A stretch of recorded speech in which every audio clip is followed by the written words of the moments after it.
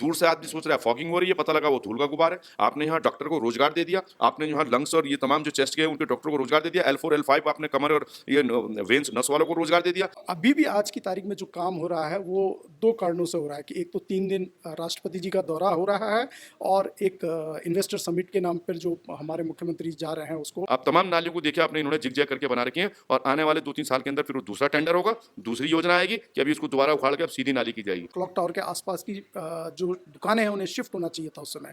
और हाँ बिल्कुल एकदम वो पीछे जो कॉम्प्लेक्स है उसे एमडीडीए के द्वारा बनाया गया, करोड़ों रुपए खर्च किए, लेकिन वहाँ कोई नहीं, वो खाली दुकानें आपको मिलेंगी लेकिन कोई वहाँ गया नहीं, उनको किराए पे चढ़ा रखा है, यहाँ अपनी भी दुकानदारी चल रही है। आने वाले टाइम पे आप भी देखेंगे ये बहुत अच्छा घोटाला निकलेगा, इसमें कई अधिकारियों का बुढ़ापा खराब होगा, कई जनप्रतिनिधियों का शायद बुढ़ापा खराब होगा। सर सबसे पहला सवाल तो ये आता है कि जिस तरह से स्मार्ट सिटी का काम बड़े धीरे से चल रहा है, 6 साल हो गए, 2018 में शुरू हुआ था और आज 2023 खत्म होने वाला, अब 24 शुरू होने वाला है, तो क्या किस तरह से देखते हैं आप, देखिए, कितना और चलेगा? स्मार्ट सिटी के जो धीरे वाली जहां तक बात है, अगर ओवरऑल आप देखेंगे वर्षों को, उस हिसाब से तो धीरे है, लेकिन अगर आप अभी तत्कालिक रूप में अभी जो वर्तमान में आप देखेंगे तो ये बहुत तेजी से हो रहा है। तेजी से क्यों हो रहा है कि वो सब चीजें छुपाई जा रही हैं, जल्दी की जा रही हैं और वो इतनी तात्कालिक रूप से की जा रही हैं कि आने वाला वो जो है कार्य संतोषजनक नहीं होगा, बहुत जल्दी वो कोलैप्स हो जाएगा। जो टाइम फ्रेम होता है, जो काम अगर लिंटर 15 दिन में खुलना है तो 15 दिन में खुलना चाहिए, सड़क अगर इतने दिन में बिछनी है, कितना उसका रेशियो होना चाहिए उतने दिन में होनी चाहिए, लेकिन जो टाइम फ्रेम था वो इन्होंने बेकार की चीज़ों में ख़राब किया। स्मार्ट सिटी का जो वाकई जो असली मकसद था वो देहरादून शहर से बाहर आउटर एरिया को डेवलप करना उनका मेन मकसद होना चाहिए था। अंदर आंतरिक शहर के अंदर में कम से कम इस तरह का विकास उन्हें करना चाहिए था जो व्यवस्थित विकास हो सकता था, जिसमें ये नहीं कि आपने पूरा शहर उखाड़ दिया, उजाड़ दिया, उसमें कोई गुंजाइश कहीं भी नहीं थी। और आपने जिस प्रकार से आने वाले टाइम पे आप ही देखेंगे ये बहुत अच्छा घोटाला निकलेगा, इसमें कई अधिकारियों का बुढ़ापा खराब होगा, कई जनप्रतिनिधियों का शायद बुढ़ापा खराब होगा और इसमें मतलब पैसे की आदमी की कीमत की कोई वैल्यू नहीं है क्या? अगर आम जनता का खड़ंजा खराब है तो वो खड़ंजा नहीं डल रहा है, किसी के घर का सिविल लाइन का ढक्कन डलना है वो नहीं डल रहा है, तो आपने जो 5 मिनट के अंदर कह दिया कि ये स्टेज छोटा पे बनाते समय अधिकारी क्यों नहीं गए मौके पे? आपने परेड ग्राउंड की जो धज्जियां उड़ाई हैं, इतना हमारे पास एक ऐतिहासिक ग्राउंड था जिसमें सामाजिक, राजनीतिक, सांस्कृतिक रैलियां तो होती ही थी। एक असाधारण बच्चा भी अपनी साइकिल और कार लेके अलग अलग जोन वाइज वहां पे सीखता था, वो आपने स्वतंत्रता खत्म कर दी। अब जो बच्चा अपने आंगन में जो जब जगह है नहीं तो जाहिर सी बात है कि उसे अपने आंगन और अपनी सड़क में गली में सीखेगा, तो वो परफेक्ट नहीं है, वो सड़कों पे एक्सीडेंट ही करेगा, वो एक्सीडेंट ही करेगा सड़कों पे और वो दूसरे के लिए भी नुकसानदायी है और उसके व्यक्तिगत भी नुकसानदायी है। दूसरी बात, सड़कें को जो बनी हुई हैं, आप सड़कें पीडब्ल्यूडी की मैं पहली बार देख रहा हूँ ऐसी कई वर्षों से, कुछ वर्षों से, कि मानो सड़कों से नीचे से गड्ढे, जमीन से कोई आदमी टोपी निकाल के खड़ा है। कैसे ये सीवरेज के ढक्कन आपने बनाए हुए? क्या जल संस्थान की कमी है, लोक निर्माण की कमी है? फाइनल जिसने होना है ये अधिकारी, मैं कह रहा हूँ वातानुकूलित कमरों से बाहर क्यों नहीं आ रहे हैं? पहले भी तो अधिकारी आते थे, क्यों नहीं उनको दुरुस्त किया जा रहा है? कभी सर्पिली नालियां देखी हैं आपने? हल्का जिग जैग हो सकता था, जैसे राष्ट्रीय राजमार्ग में नियम निकाला था कि टर्न नहीं आएगा, एक्सीडेंट की गुंजाइश नहीं होगी, 80 और 120 की स्पीड रहेगी। आपने नाली आई हुई देहरादून की निकासी, आपको सोच रहे हमेशा क्या कोई कहीं कोई कुछ फंसेगी नहीं? आप तमाम नालियों को देखिए, आपने इन्होंने जिग जैग करके बना रखी हैं और आने वाले 2-3 साल के अंदर फिर वो दूसरा टेंडर होगा, दूसरी योजना आएगी कि अभी इसको दोबारा उखाड़ के अब सीधी नाली की जाएगी। मतलब हमारे पैसों की बंदरबाट आप करेंगे और ये इस तरह का भ्रष्टाचार अगर आप खोलेंगे तो आज निश्चित रूप में संयुक्त नागरिक संगठन ने ये पहल करी है, उसमें देहरादून के तमाम वो क्रीम, वो सामाजिक संगठनों के लोग, वो मौजूद लोग यहाँ पे हैं जिन्होंने सेवाएं भी दी हुई हैं, वर्तमान में जागरूकता का भी काम कर रहे हैं और हम आने वाले टाइम पे मैं ये कहूँगा एक मौन आंदोलन की शुरुआत ये हो गई है। इसमें बहुत जल्दी जो है क्रियान्वयन अगर नहीं किया तो निश्चित रूप में हम एक जो है उजड़ते जो है ध्वस्त होते हुए दून की तरफ बढ़ रहे हैं। और अगर ये नहीं हुआ, क्योंकि आप ये देखिए कि किसी भी चीज़ की योजना चलाई जाती है तो कोई भी सरकार आ जाए, किसी भी दल की आ जाए, उनके जो प्रतिनिधिमंडल यहाँ आएंगे और सरकार जो शहर में प्रवेश द्वार करेंगे तो आप देखेंगे क्या गड्ढे, ऊंची सड़कें, मकान नीचे, सड़कें ऊपर, मतलब कुछ जिग-जैग आपने दे दिया, धूल का गुबार दे दिया। दूर से आदमी सोच रहा है फॉगिंग हो रही है, पता लगा वो धूल का गुबार है। आपने यहाँ डॉक्टर को रोजगार दे दिया, आपने यहाँ लंग्स और ये तमाम जो चेस्ट के हैं उनके डॉक्टरों को रोजगार दे दिया, L4 L5 आपने कमर और ये वेन्स नस वालों को रोजगार दे दिया। हमारी जो गायनी, जब जीवन ही नहीं होगा, जो हमारी माता है, अगर जब उसका जीवन आपने तो न चाहते हुए भी आप हत्या कर रहे हैं, इन गड्ढों में आप हत्या कर रहे हैं, उनकी जो गर्भवती स्त्री जा रही है, उनके जो कोलैप्स हो रहे हैं जो केस, उसका जिम्मेदार कौन है? तो इन सब पे जो है कहीं ना कहीं बात करने की आवश्यकता है। और मैं आपके चैनल के माध्यम से अपील करता हूँ, जिलाधिकारी, मसूरी विकास प्राधिकरण और आपका जो है नगर निगम के आयुक्त और शहरी विकास मंत्री से लेकर माननीय मुख्यमंत्री, ये 5 आदमियों को किसी तरह से, चाहे इनके अधिकारी या जो भी करें, मनन करने की आवश्यकता है। जितना बचा हुआ है इसको सुधार के चलने की आवश्यकता है। अच्छा, इसमें ये कह सकते हैं कि 6 साल से ये प्रोजेक्ट चल रहा है, काम 10% हुआ था, लेकिन पिछले 1-2 महीने में हम देख रहे हैं कि सड़कें ये रात दिन एक करके बनाए जा रहे हैं। क्या ग्लोबल इन्वेस्टर समिट जो धामी जी कह रहे हैं कि दिसंबर में होने वाला, उसकी तैयारियां चल रही हैं? बुनियादी काम कुछ हुआ नहीं है। बिल्कुल, मैंने आपको कहा ना कि काम धीमी गति से नहीं, काम तेजी से हो रहा है। धीमी गति उसको कहेंगे जो इन्होंने टाइम फ्रेम दिया था, उसमें धीमी गति हुई, उसको मैं धीमी गति कहूंगा। लेकिन अब जो अभी आपने मेरे मुंह की बात छीन ली कि ये जो G20, मैंने कहा ना कि अब कोई भी सरकारें होंगी, कोई भी इस तरह के समिट होंगे, तो होगा क्या, आनन फानन में पुताई कर दो। मतलब किसी के घर में जो है स्लैब के पैसे नहीं है, उसके घर में फालतू की पुताई की जा रही है, फालतू का व्हाइट वॉश किया जा रहा है। पैसे का दुरुपयोग नहीं है, ये दिखावे के लिए, चमकाने के लिए आप ऐसी औपचारिक चमक क्यों दिखा रहे हैं? आप शहरवासियों से सहयोग मांगिए ना कि अपने घर के आगे कचरा ना होने दें, अपने घर के आगे की नाली साफ रखें, तो करेगा नागरिक। और जो जिम्मेदार काम को जो कर्मचारी हैं वो उसको सफाई उसकी जिम्मेदारी हो या सुधारने की जरूरत। लेकिन जब तक लोक निर्माण विभाग, निगम और ये तमाम इन लोगों का सामंजस्य नहीं होगा, आप कोई सी भी योजना, कोई सी भी सिटी बना लीजिए और बिना उसके नहीं होगा। आप बसे बसाए आदमी को, बुजुर्ग आदमी से आप चाह रहे हैं, आप जो है 70 साल के आदमी को कह रहे हैं कि तुझे हम 17 साल का बना देंगे। भाई उसकी नई पीढ़ी को सुधारने का प्रयास करो ना।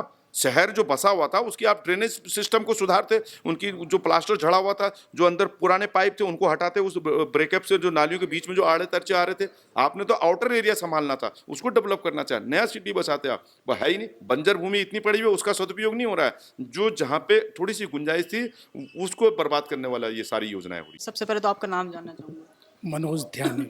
अच्छा, आप एक पर्यावरण प्रेमी भी हैं, पर्यावरण के लिए कार्य भी करते हैं, तो जिस तरह से स्मार्ट सिटी के कार्य के लिए आप सहजदारा रोड को देख सकते हैं, सारे पेड़ काट दिए गए। किस तरह से देखते हैं आप कि स्मार्ट सिटी के लिए पेड़ों का इस तरह से काटना कहाँ तक अनिवार्य है? देखिए, उत्तराखंड राज्य की अगर हम बात करें तो बहुत ही दुर्भाग्यपूर्ण स्थिति से गुजर रहा है। मतलब जिस स्टेट के ऊपर पिछले 23 सालों में $12 बिलियन के आसपास का कर्जा हो गया हो, तो आप अंदाज़ा लगा सकते हैं कि उस स्टेट के क्या हाल होंगे। आज इजराइल जैसे राष्ट्र हैं, वहाँ युद्ध की स्थिति है, तो युद्ध की स्थिति में $25 बिलियन मतलब यूएस सीनेट दे रही है। तो आप सोचिए, युद्ध वाली स्थिति में जहाँ पूरा मिड ईस्ट है, यहाँ उत्तराखंड जैसे छोटे राज्य पे $12 बिलियन का जो कर्जा आ चुका है। अब आप स्मार्ट सिटी पे आपका सवाल है, तो स्मार्ट सिटी में पूरा शहर बर्बाद हो चुका है एक तरीके से। और ये सिर्फ स्मार्ट सिटी के कारण नहीं है, ये लगातार एक ट्रेंड है जो चला आ रहा है। और बल्कि 2017 में मैंने एक आलेख बहुत लिखा, उसमें था क्या मैं मरते शहर का गवाह हूँ, और वो खुली पाती हमने मेयर के नाम पर है। यहाँ सब्जबाग दिखाए जा रहे हैं, जो जुमलेबाजी हो रही है वो जारी है। आपको याद होगा कि पुराने जितने भी मेयरल इलेक्शंस हैं उसमें ये बात हुई कि कनेक्टिविटी होगी, विकास नगर से लेके हरिद्वार तक जो रेल लिंक, जो इंटरसिटी लिंक है वो बनेगा, कहीं मेट्रो जो बनेगा, उस तरीके की बातें हुई। पार्किंग्स की बात हुई कि पार्किंग सिस्टम्स बनेंगे, जिसमें और कई सजेशंस तो हमारे थे कि एयर लिफ्ट पार्किंग्स हो सकती हैं, अंडरग्राउंड पैसेजेस हो सकते हैं, अंडरग्राउंड पार्किंग हो सकते हैं। लेकिन कहीं कोई पार्किंग की स्थिति नहीं सुधरी है, बल्कि सड़कों पर ही पार्किंग का जो पेडेस्ट्रियन और साइकिलिस्ट या मोटरसाइकिलिस्ट के लिए जो रास्ता होना चाहिए, उस रास्ते को पार्किंग लॉट्स में डाल दिया गया है और उगाही हो रही है बहुत। बिल्कुल, ये मतलब एक गोरख धंधा सा बन चुका है कि अपने चेले चपाटों को वहाँ बिठा दो, उनका भी रोजगार होगा, आपके जेब में भी पैसा आएगा, पूरा सिस्टम सा बन गया है। ठेली फड़ वाले जो हैं वो ठेल कर चलाने वाले, जो आपने एक बाजार कन्वर्ट, सड़कों के किनारे सड़कों पर ही बाजार सजा दिए हैं। और ये जगह जगह इस तरीके की स्थितियां हैं। जिस बात हो रही थी कि आड़त बाजार शिफ्ट होगा, आज तक नहीं हुआ। क्लॉक टावर में देखिए आप, क्लॉक टावर के पीछे पूरा कॉम्प्लेक्स बना हुआ है जिसमें चक्राता रोड और जो क्लॉक टावर के आसपास की जो दुकानें हैं उन्हें शिफ्ट होना चाहिए था उस समय।